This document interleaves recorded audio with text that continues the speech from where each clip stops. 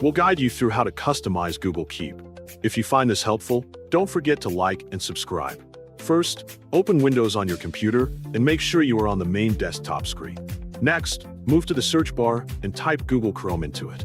When the search results appear, click to open Google Chrome on your computer so that the browser launches properly.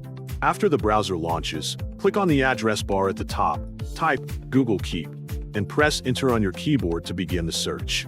From the search results page, find and click on the official Google Keep website to make sure you are accessing the correct platform.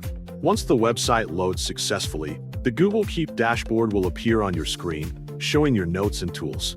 At the top of the dashboard, hover your cursor over the List View or Grid View button, which is represented by a 2 rectangle icon. This icon allows you to change how your notes are displayed.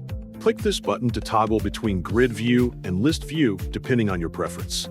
After adjusting the view layout, move your cursor to the right side of the top menu and locate the Settings icon, which looks like a small gear.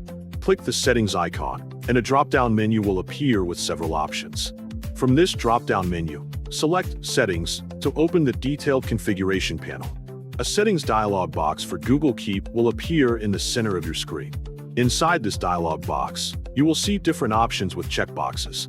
Carefully check or uncheck the boxes for each option to adjust your preferences according to your needs. Take your time to review each setting so that everything is configured properly.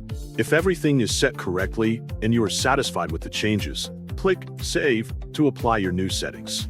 However, if you decide not to apply the changes and want to keep the previous configuration, click Cancel to discard any adjustments and return to the previous settings.